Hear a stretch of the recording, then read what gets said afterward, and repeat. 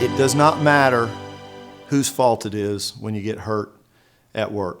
If it's a otherwise covered injury under the Workers' Comp Act, it does not matter that you have messed up, that you've done something wrong, that you somehow were negligent in performing your work and got hurt because of that negligence. It does not make a difference. On the other hand, it also doesn't make a difference if the employer was negligent. And I hear that a lot too, is, don't I have a claim for personal injury, for pain and suffering because the employer was negligent? And the answer is no. So the benefits are what they are regardless of negligence on either side.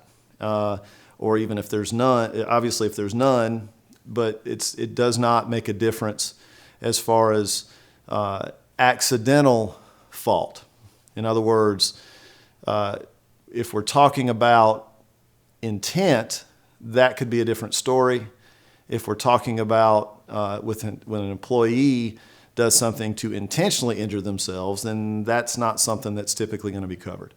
But if we're talking about something where the employee did something wrong, even if it was just a really bad mistake, it doesn't matter how bad it was, it's still a claim that's going to be covered under workers' comp.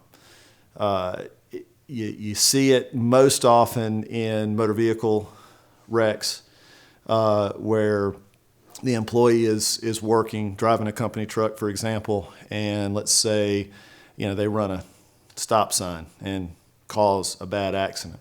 They're still covered under workers' comp.